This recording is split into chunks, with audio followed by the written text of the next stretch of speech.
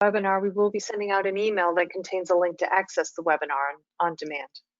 And we are taking questions from the audience. So if at any time during today's presentation you have a question for our speaker, please don't wait, don't hesitate. Just use your GoToWebinar control panel and submit your question, and we'll try to get to as many as we can near the end of today's webinar. Also, at the end of today's webinar, we are going to be doing a drawing for 4 $25 Amazon gift cards. So please stick around. Hopefully you'll be one of our 4 lucky winners. All right, with that, let's go ahead and kick off today's webinar, which is Secure Your Red Hat OpenShift Deployments Without Compromising Agility. Our speaker today is Ben Grissinger, who's Cloud Sales Engineer at Tufin. Ben, welcome to the broadcast, and thank you so much for joining me today. Thank you, Charlene. Hello, everyone. I'm glad to be here. Thanks for attending our webinar today. Today's topic is for those who are not familiar with Tufin, we are actually a Red Hat partner. Our solution is wrapped around network security policy and network policy management. I'd like to give you an opportunity today to demonstrate what that solution does using Red Hat OpenShift Kubernetes cluster. Right. So our agenda is going to be pretty robust. So we're going to be chugging through a lot of content in a short amount of time. But we're first going to start with a Tufin overview. Who is Tufin? And next is going to be I want to kind of not list all challenges, obviously, with securing Kubernetes deployments, but we're going to highlight some of the items we've seen in the field recently.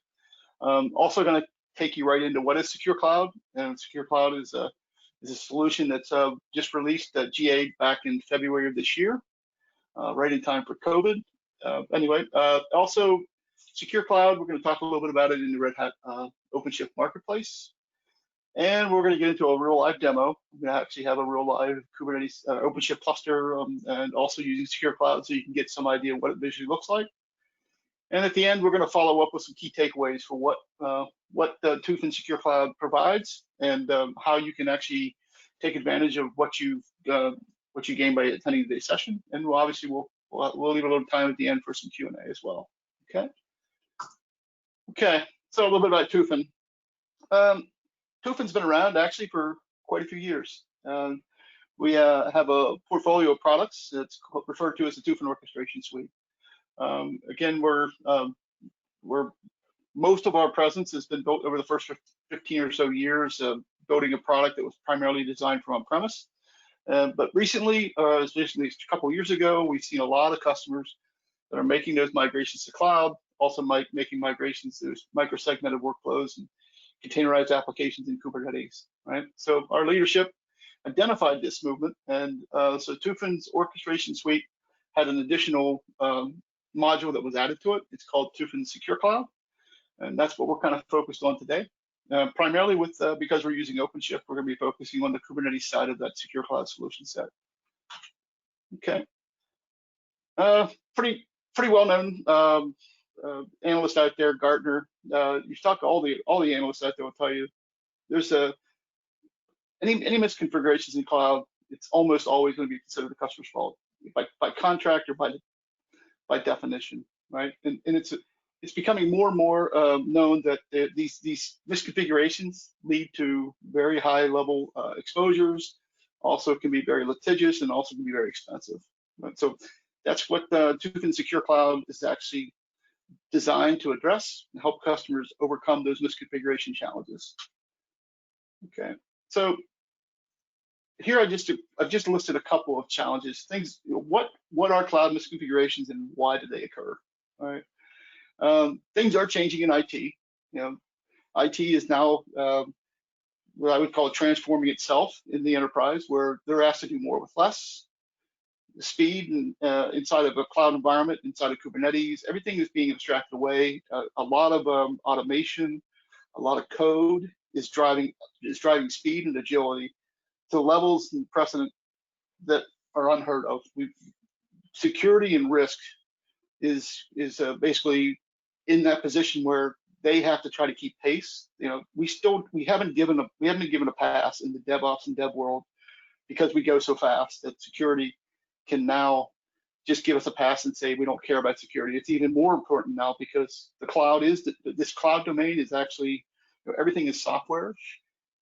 Security and network from the past always had a finger, or at least had some kind of thumbprint for what the infrastructure looked like. Now today, you can instantiate that infrastructure in seconds, and it goes away in seconds potentially. It's very ephemeral. So now we got this domain of a public environment that we're trying now to secure. So we don't have a set of keys to get into the building. We don't have physical power buttons. We basically don't have the controls that we've grown up in IT over the past 25, 30 years. It's changing a lot. And devs are also being incentivized by speed. And so there's a lot of friction. We're actually seeing two different silos occur. We have, the traditional InfoSec teams, the security and network engineers. You have these developers. They're on different, diverse parallel silos, and there's not a lot of communication taking place between the two of them, right? And also, there's new technology arriving almost seemingly every day. So now what you have is these developers are getting access to these new arriving technologies. They're implementing them, but there's no ability for the security and network teams to basically take a deeper dive look on how these new technologies and what risks are associated with them, right? So there's a lot of reasons for cloud misconfigurations. Could be a lot different for a lot of different organizations, but for the most part, this is what SecureCloud is designed to try to start to address. Okay. So SecureCloud is actually, as I mentioned, it's a bolt-on to a traditional Tufin orchestration suite set of products. Like I said, we've been around a long time, but if you look at SecureCloud, what we do and how we do it is very similar to the process we use when we were actually building a product to deploy on-prem, when we were actually managing large VM farms or large bare metal farms.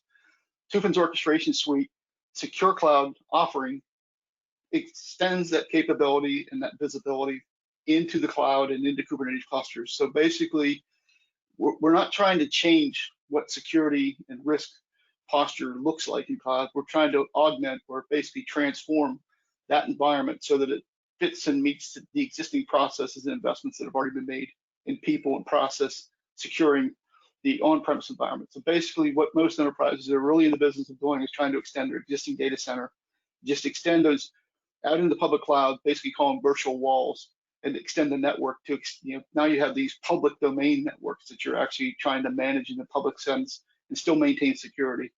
But meanwhile, there's all these services wrapped around out there. So it's very important for the enterprise teams, the security teams, and the network teams to gain, to keep visibility and keep their eyes on that environment so that they have some sense of if they're misconfigured by accident or by intent, doesn't really matter. So that's what SecureCloud is really trying to do, is keep the visibility open. We're also trying to allow the security and network teams to maintain the pace of digital transformation and cloud adoption that's taking place. It's very fast, it's very scalable, it's very agile, and it's humanly impossible to try to do everything with human eyes at the human scale pace, because that's typically what we see happening. It's causing a lot of friction. Is DevOps and devs want to go very, very fast. That's how they're incentivized and paid.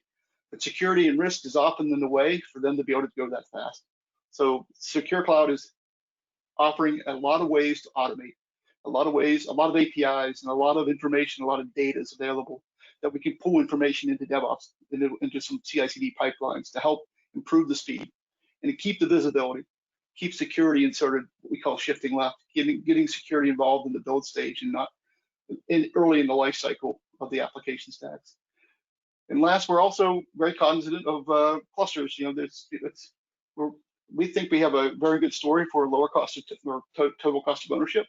We're very agnostic. We're not selling a firewall. We're not selling switches. We're not selling gear.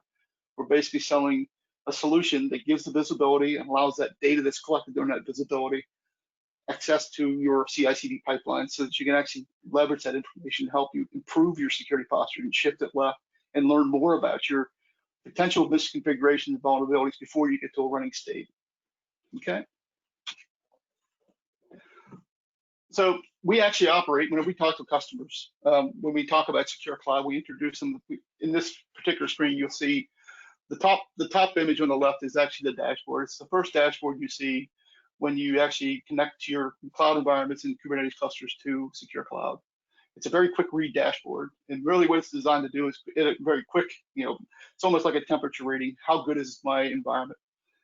The second graphic below is actually a visual representation of what a service or an application graph looks like inside of either cloud or Kubernetes. Okay, and we always start out our customers on this journey. The journey is a 4-pillar journey, and the first pillar of the 4-pillar journey is what we call gaining security posture visibility, and we do that both in SecureCloud within the public cloud domain with infrastructure. We also can do that with Kubernetes clusters that are in cloud, but also on-prem. Okay. Visibility is actually the first pillar because it's actually where you have to start really putting together a story of how do you build guardrails. When we talk about the first pillar, it's strictly 15 minutes or less. Get the visibility, get the data. We start doing some initial assessments for that environment. Where do we see overly permissive accesses? Where are we using risky ports? Things of that nature that will help us make a quick assessment. You have some work to do to get more secure, and we see some areas that are potential candidates for misconfiguration. That's actually one of the easiest pillars to achieve because SecureCloud is a SaaS offering. It lets you gain that, lets you sign up and get connected to your environments pretty quickly. So the next pillar is actually getting into what we call establishing security policy guardrails. This is actually the phase, it's still a reactive phase where you're actually, now you have visibility, you see your environment, you see your potential areas for improvement. Now the challenge is building policy that can let you put some guardrails around that environment. In a sense, what we're doing with SecureCloud is giving you the opportunity to use a policy that says that will let you define what is allowed. So that way now you have some ability to put some guardrails about what's allowed, and then anything outside those guardrails we actually flag as a potential policy violation. And that's also kind of leading into the third stage, which is the third pillar, which is essentially the stage where you start to go from a reactive state to more proactive. What that means is now that you have visibility, you have data, and you have some established guardrails around your environment, the next step is to automate or take this visibility and this data and these policies you have built and apply them as IAC checks or as manifest checks at your build stage. We typically do that early in the build stage in SDLC so that you can actually start to, before you get to a running stage in production or stage or late stage environments, you can actually start doing some checks, some code checks before you get to the running state in those environments that will flag what areas might be potential misconfigurations before they get to a running state. Okay, and the last pillar is SecureCloud accomplishes this without compromise, meaning we're not prescriptive. We're not going to be selling you, like I said, switches or firewalls. We actually support pretty much every firewall that's out there in the market today. Very, very robust list of security posture perimeter devices that we support. And that list is continually growing. It's now starting to be added. We're starting to add in the cloud firewalls and the NSGs and the ASGs as well. So you'll see that list continuously growing. Those kinds of environments are actually they actually are where we integrate with our existing solution set, which is the on-premise environment, where you might have an established security perimeter and posture already built. So the idea is that SecureCloud acts as this extension to that existing set of firewalls and rules and policies you already have built. We're now starting to transform those cloud environments and Kubernetes environments into that existing perimeter and posture that you already have built. We're integrating into that environment natively. And we'll show you a little bit about that later in the demo. Okay. And also, I kind of went too quick here. The other thing is we are also very open. Our sets of APIs that we expose that give access to all your DevOps pipelines, your CI/CD pipelines, are very open APIs. We'll actually get a chance to show you a little bit of those later on as well. Okay. We are in the Red Hat OpenShift Marketplace. I'll give you a little, in our demo period later on, we'll give you a little view of where we're at and how you find us in that marketplace. We're also going to get into a little bit about what SecureCloud does. Like what I mentioned before, is we're primarily focused on network policy. That's our laser focused on what we're trying to accomplish. We believe security starts with having a good security posture and a good policy defined. Inside of Kubernetes, we have a little bit more advanced position than we do in our cloud environment. We're actually able to generate policies for people at this point. That'll change in the near future as well. But those policies are essentially what we use to help people who are deploying applications in container form in Kubernetes, to let them build guardrails for their applications inside the cluster itself. We also accelerate those deployments because we're actually giving the developers access. We're actually writing code for them and delivering policies so that they can actually take these policies as code along with their applications and carry them across their SDLC. We're also in this, what they call the micro-segmenting these flows inside the cluster. Everything's not a VM, it's basically a pod or it's a container. We're actually able to put together a map, a micro-segmented map that says, how does this application actually work inside of the cluster within the namespaces that they're constructed to run in? And we can actually generate that map into a policy file. And we can also represent it visually so that people that are not the developers can actually look at this application and understand how is it designed to work? How is it supposed to work? And then with that, you get a policy that you can apply to the Kubernetes cluster for that particular application run. And that's how you would actually get the chance to enforce it in a native level. Okay. So we're coming up on demo time here, but I'm going to give you a little idea about what the demo is going to cover. First thing we're going to do is we're going to show you we have an OpenShift cluster. A couple different ways to install SecureCloud into an OpenShift cluster. I'm going to do it for the sake of time through a simple bash script install that we have. You can also use the marketplace where you can actually go out and try and test and purchase SecureCloud. And we have an operator out there as well that's offered within the Red Hat OpenShift Marketplace that you can use to deploy as well. And we have a little app that we use for our demos and stuff for our sales cycles and our sales playbooks that we're going to show. It's called Generic Bank. Okay, and we're going to deploy that into the cluster. I'm actually going to have it already running, but you'll be able to see that application is running in the cluster. And then we're going to show you how SecureCloud can go out when we actually demonstrate using that application, how SecureCloud in the back end keeps track of stuff and picks up all the new connections and helps us start to learn about that application.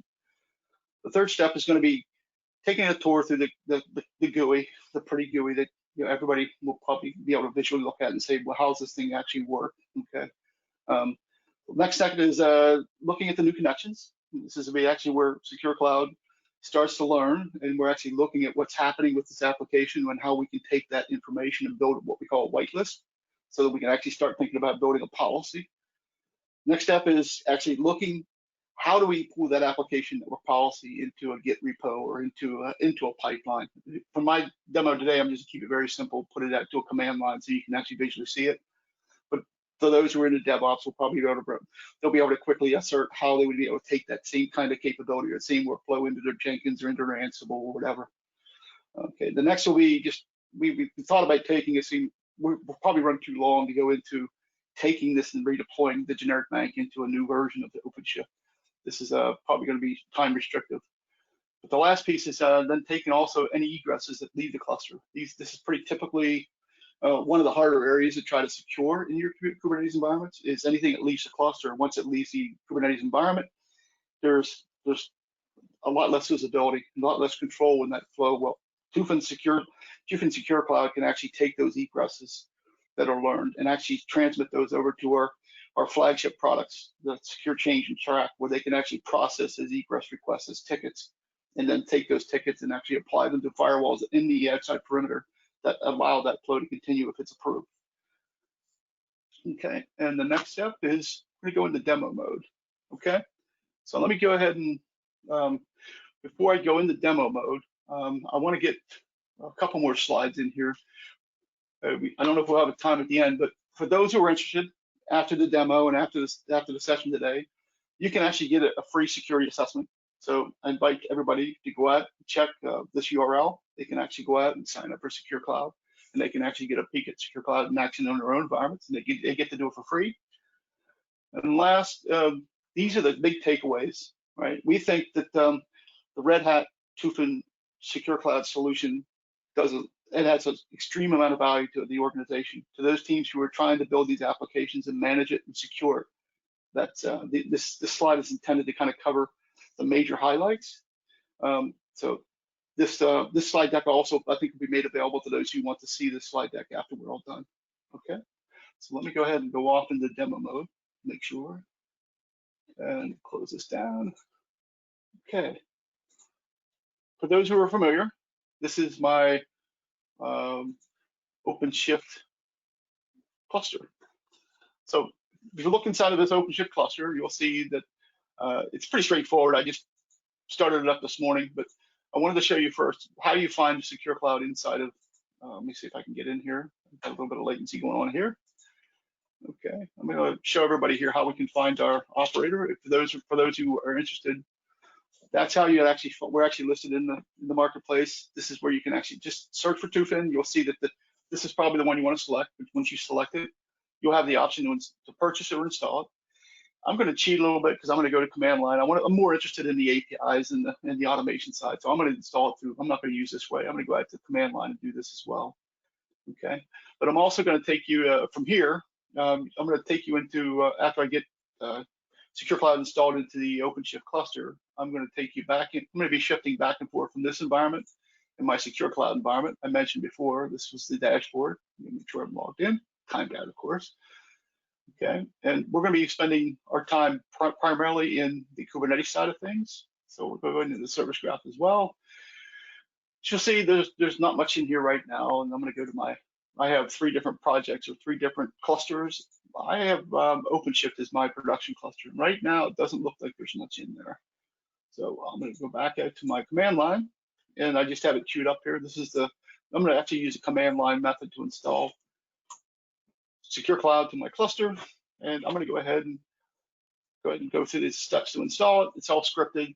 So again, you can do this in your pipelines too. If you're building clusters on demand, you could actually install SecureCloud on demand along with that deployment, so that you can actually get this. You can actually tear it up, and you can start it up with SecureCloud and tear it down with SecureCloud uninstalled as well. So once we're done, you go back, and what we'll see eventually is here we should be able to do a very good namespace, and I should see a namespace, a project out there called Tufin System. All right, we'll take a look and make sure it's there. Yep, looks like we created it. And if I go over to here, I should see a project out there called Tufin System. Make sure it's there. Okay, looks like it's there. All right, that's good. So I've installed SecureCloud. Let's go back over here. If you look at my service graph, you should start to see some stuff show up. So you'll notice here, I'm in what they call learn mode, right? And also, by the way, we support all the namespaces as well that's in the cluster. And what I really want to be doing is I'm going to be looking. I have an application that runs inside this cluster. If I look inside of what SecureCloud is doing, if I go into the cluster resources, I actually have my application deployed in this environment already, and I'm going to go and pick one of my application services and start. And I'm going to demo the app. This is actually our generic bank. We call this a generic bank app. This is our demoware. But in this case, I'm going to exercise the application a little bit, and you'll see I have some database records in there. I can actually go back and do another session as well and pick up, just create logins. But this would be something, developers are constantly doing this kind of effort. They're actually building applications. They're building it in their local environment, development environment, sandbox, whatever. During that time, we believe that you could actually be running this SecureCloud solution in learn mode. And essentially what you'll see happening is while that's taking place, you can see we're actually learning how the application is designed to work. In this case, this was the time service. We go back over here. This is actually our admin service. You can see here by the name. And it's talking to a service called time. And if you go back and look at what's happening inside the visual representation, this is our admin service. It's talking to time, which happens to be talking to this API, which is a Google API for time zone. So what you'll see when we render this later on is that this is actually the egress. These 2 services are actually running inside the cluster. And for this service to actually get the time and render it in the application, it needs to talk to this time zone DB. While we're doing all this, you'll see that there's this new connection tab up here. And while we were running this, it went from no connections or 4 connections to 16. So what's it doing? So now you can actually go into this new connections. This is where we actually keep a list of all the connections we detect. And you can see where we actually give you a very familiar source, destination, but along with the namespace and port kind of readout. And what that means is this is actually a rendering of this is a report of all the connections we learned inside of this application, inside this namespace. Why is this important? This is actually an application firewall. This is something you can actually start to think about how you would build a guardrail or a policy for this particular application. So how do we do that? We actually take and put all these learned connections and put them into a policy. And what that really does is it actually builds what we call a whitelist. And this whitelist is how we actually look at the development process. We're actually going to be able to take this information, and we're going to actually export it as a network policy. I'm not sure if you'll be able to see this or not. I'm not quite sure if you'll see that or not, but I'm going to take this out to command line. I want to be able to take this policy. If you see this policy, I'm going to take it out to command line, and I'm going to try to go into, make sure we're in the right place. Okay. And I'm going to try to pull this. Okay. And we're going to put it out to a file. Same policy, right? So why is this important? This is actually code that SecureCloud has helped write for the DevOps process. The process is that you want to be able to have just an application be verified. So people in security and network engineering didn't really write this application, so they wouldn't have any idea how this application is working. We actually are able to learn that through our learn mode process and build a policy file. We've actually automated it and put that into YAML format that you can actually export into a recognizable YAML file that's actually known to Kubernetes experts as a network policy resource. That resource that we provide is a starting context or a starting point for developers and DevOps just to have a conversation or collaborate with security and network people about how their applications should work inside these clusters. This policy file that we actually have, if you export it into a file, like we can do here, we can do the same thing. We just call it generic bank dash YAML. I'm just piping it out to a file. I can actually go out and I can, I'm going to use OC to go ahead and say, well, what if I apply this file? Oh, sorry. I'm going to try it. Okay, before I apply it, what we would typically see is this policy. If it were a policy that was a final policy, at some point, this file, once it's exported, it would get put under review. And the developers, network, security, everybody would collaborate on this file itself and say, is this the policy that we should be building for this application? Maybe this egress would change. Maybe you have a time zone service on-prem. You would not let this egress flow go across. You would actually say, let's change that.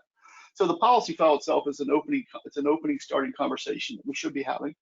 When we build applications, let's start building application firewalls, and we actually give you the file or the context, if you would, the map that lets developers talk to security about how the application is designed to work. Once you agree on that process in your DevSecOps process, now you can take the file and start making changes to it or applying maybe labels that maybe you have admission controllers that you want to apply labels to it. Things that you're going to want to have that really make this policy, along with some changes that make it adhere to your policies.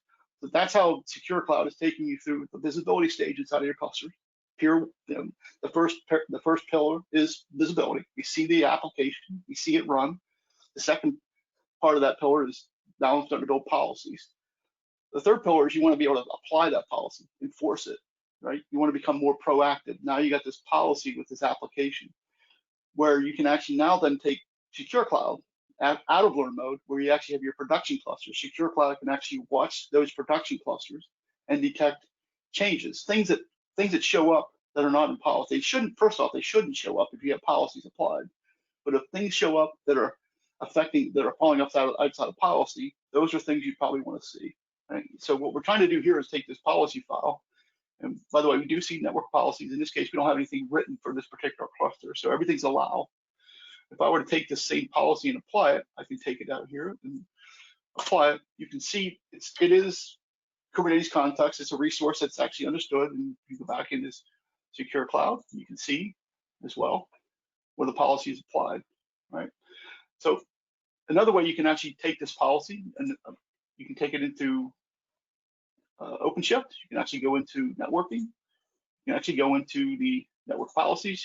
And again, you should be able to take and create a network policy.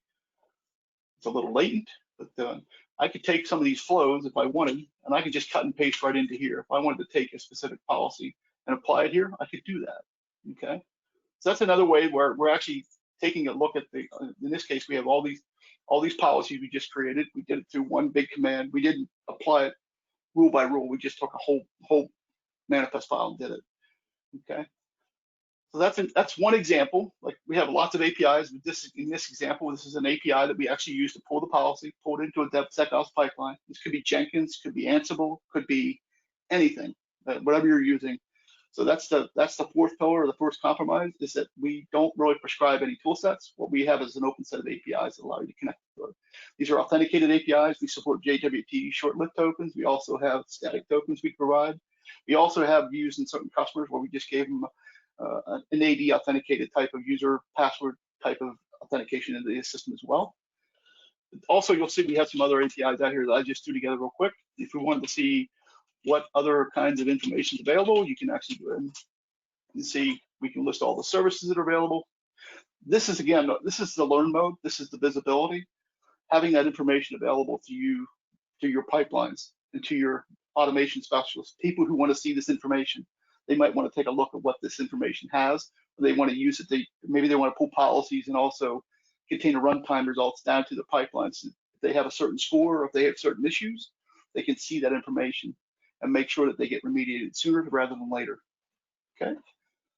So with that, I guess that's what I really wanted to highlight today. If anybody has any questions, if they want to bring up any other questions they have to ask, I'd be happy to take them from this point here. Okay, I'm going to go and delete this. I'm going to clean myself up there. Okay, well, while you do that, I will remind the audience that there's plenty of time for questions. So if you do have a question, go ahead and use your GoToWebinar control panel and submit them. And let's go ahead and dive right on in. Let's see. Here is one for you. What Ingress controller for the OpenShift cluster does the Tufin operator either employ or default to? The Ingress controller is the standard, whatever Ingress controller you're using for your cluster. So we're not building. We actually, when we deploy, we're deploying a daemon set and one deployment into the cluster itself. We don't have any dependencies to the CNI, anything like that.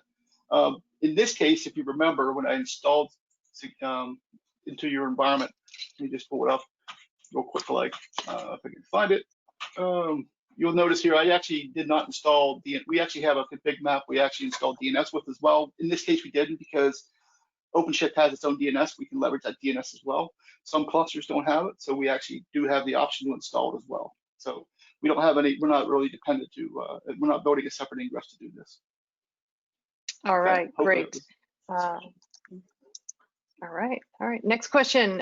Was this demo on premises or in public? I think it's public cloud, maybe. I don't know. Good question. It was done on AWS. So if you go to here, we can go to our workloads. We gotta find the compute. You can see here the nodes were up on AWS. For us, it doesn't matter. For Tufin, for SecureCloud, you can be on premise, you can be up in cloud. We don't really have a preference. Okay, so it doesn't really matter for us. All right, guys. If you have a question for Ben, please go ahead and use your GoToWebinar control panel and submit it. Next question here: what releases of Kubernetes does SecureCloud support? Pretty much, we haven't come across a Kubernetes distribution yet. We have not been able to support. So probably the main ones are OpenShift, obviously, because OpenShift is a production grade, and a lot of people are using it. Plus, it has its own DNS, very robust DNS solution, which we believe we have a pretty interesting solution that helps augment that DNS capability, because we actually can able to detect egress flows through FQDN, but also through IP address as well. So we also support the other ones as well. EKS, the managed clusters like EKS, AKS up on Azure and AWS, and GKE. Okay. All right, great. Here's another question for you. If you have Calico running at OpenShift, is it supported? Yes. We don't, I think I went through it pretty quickly, but we're not dependent to the CNI. So we've seen pretty much every CNI plugin known to man, I think, but we haven't run across any CNI dependencies yet. We don't have any dependency to the CNI you're using. So Calico obviously is pretty common. So yes, we do support that. Okay. All right. Great. Next question here. How is SecureCloud purchased?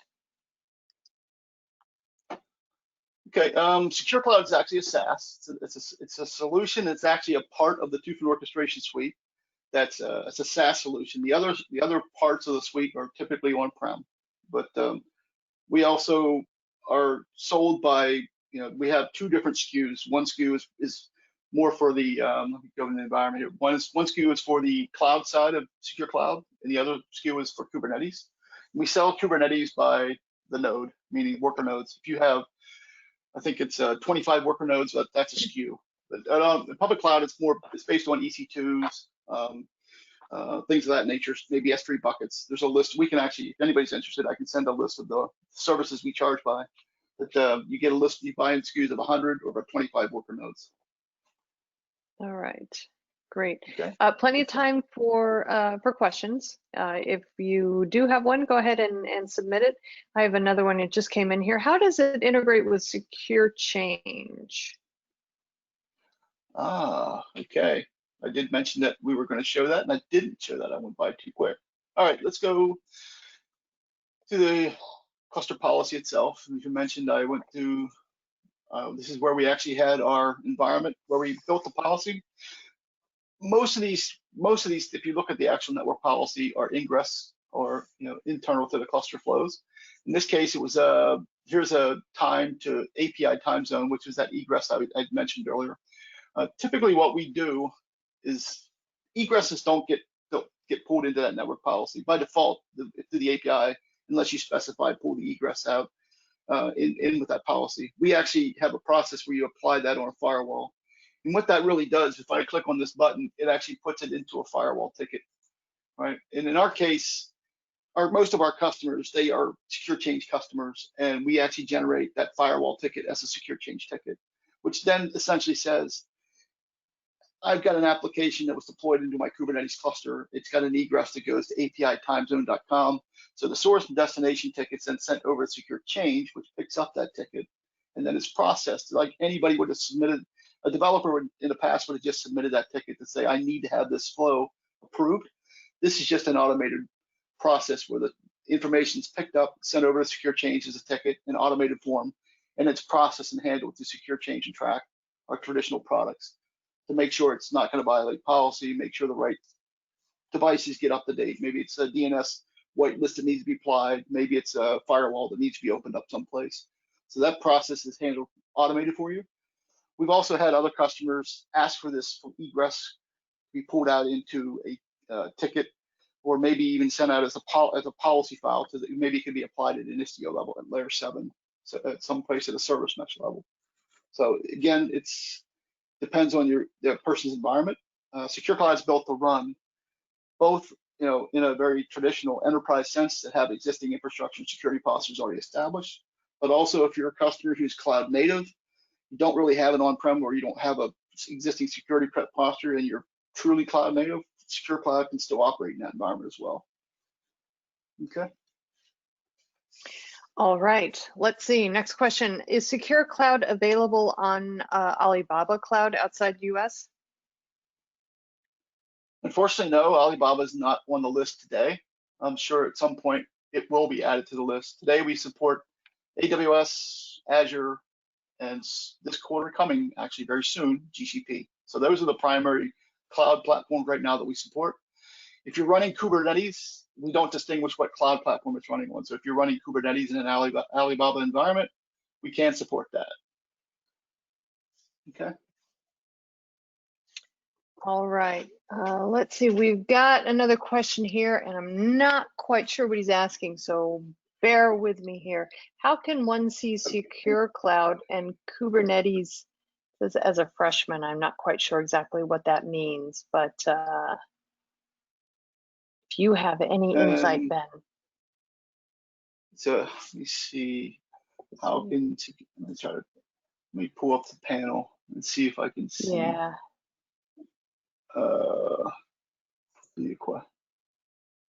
How can one see SecureCloud and Kubernetes as a freshman?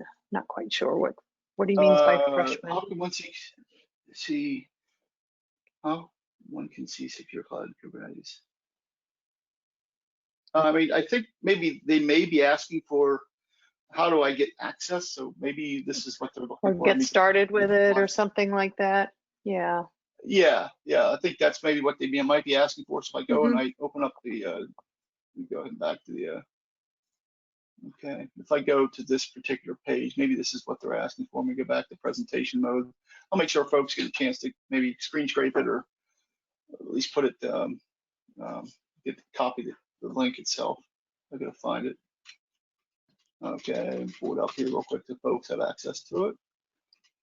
Okay, this is maybe this is what they're referring to.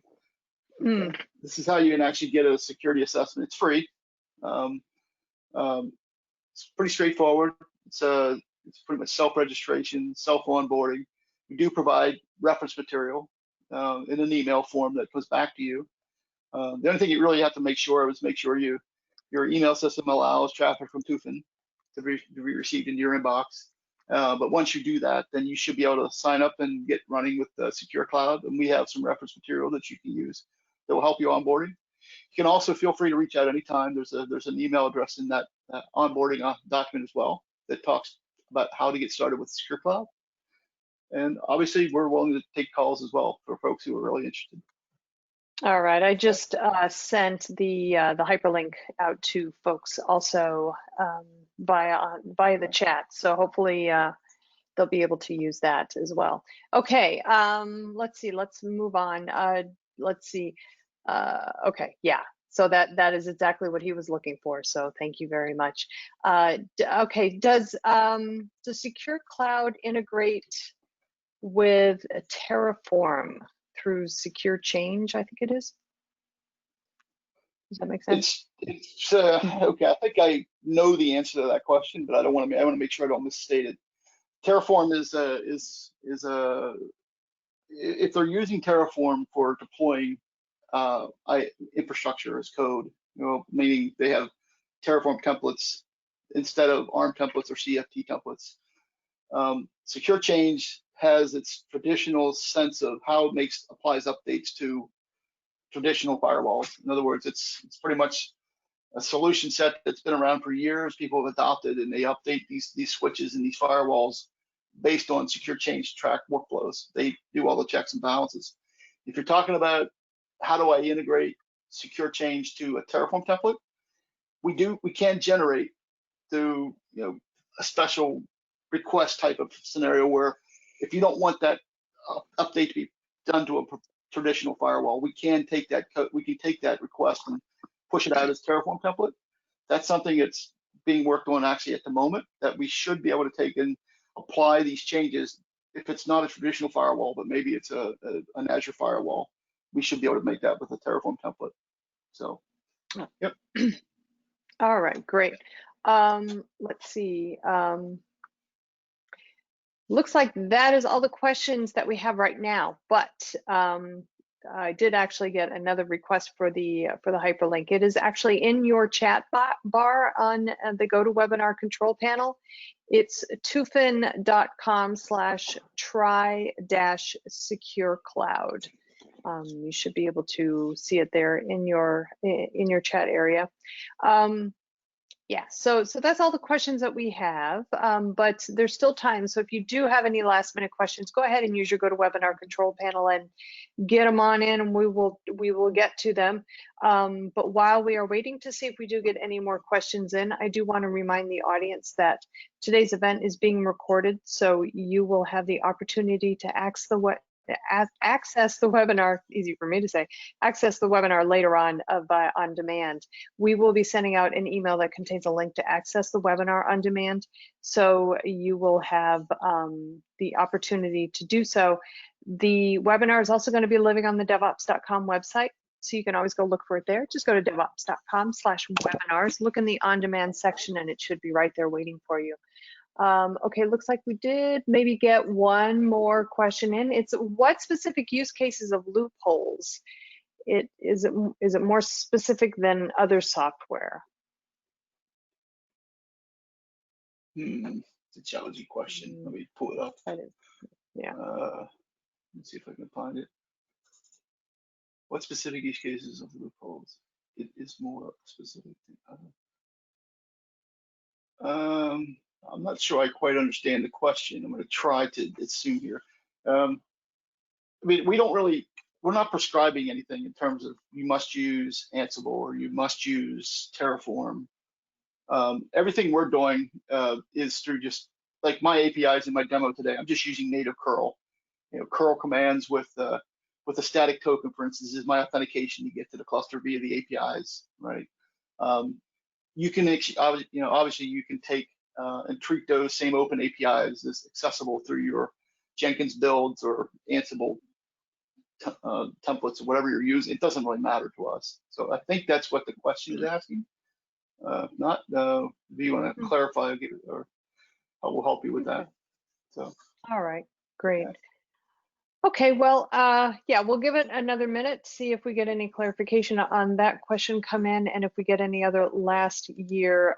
Okay, so he did actually just say big data pipelines also. Not sure, that's in addition to the question. And clusters too. Keeps throwing them in there. So yeah, so any comments on those? That's pretty. Yeah, I mean, it's common because the data that we're seeing is data that's typically blind to most people who, especially in the security and the network space. Like, that's the first pillar. And when we say first pillar, we mean it's also available. Like we showed you a lot of Kubernetes, but everything we see inside of this environment is available. So this is the cloud side, where I'm actually going out and looking at all the assets and all the application stacks I have deployed out in my cloud environment. All this information is essentially data that's important that you can actually use in your pipelines, and even also you can upload it into your big data platform, your big data lakes. If you're looking for trending analysis or things of that nature that help you make better decisions on where you should be running your workloads, things of that nature, this information helps augment making better decisions and managing your workloads that are in cloud. So this data is obviously it's all open APIs. Most of those platforms are, they support use of open APIs to bring more data into those big data lakes as well. Okay, so I think the answer to this question is yes, we can support that. It's sometimes mostly it's just use case specific. It's driven by whatever tools and environment you're in. All right, great. Well, I guess we're going to go ahead and close out the question and answer period. We've not gotten any more questions in, so I do want to thank everybody who did submit questions. If you think of any last minute questions you want Ben to answer, please feel free to still use the GoToWebinar control panel because Ben and the folks also at Red Hat will be getting a copy of all the questions that came through. So if we don't get to the question during the webinar, I'm sure somebody from their organization will be more than happy to follow up with you to get your question answered. Also, one last reminder that today's event has been recorded. So those of you asking about watching the presentation later on, getting a link to it, you will be getting an email after the webinar that contains a link to access the webinar on demand. So have no fear, you will be able to access it. Also, the webinar, again, is going to be on the devops.com website. So just go to devops.com/webinars, look in the on-demand section, and it will be located there. While you're there, check out all the other webinars that we have both upcoming and on demand. Hopefully there'll be one or two that pique your interest. Okay, at the top of the hour, I did mention that we would be doing a drawing for $25 Amazon gift cards. So let's go ahead and do that real quick. Our 4 Amazon winners today are Elisa N. Congratulations, Elisa. Our next winner today is Jim M. Congratulations, Jim. Next winner is Sarah with no H, J. Congratulations, Sarah. And our final winner today is Tim M. Congratulations, Tim. And guys, check your emails. That's how we're going to be getting your Amazon gift card over to you. So please check your inbox. If it's not there, check your spam filter. Okay. I guess that's it. I want to thank Ben for it. You got something else? No, I was going to say awesome. Thanks for joining the session today. I appreciate it. Thanks very much, everybody. All right. Congrats to the winners. Good job. Yes. Yep. Yes. Thank you. Spend that money wisely. Yeah. Do want to thank you for your time, Ben. Expertise, good stuff.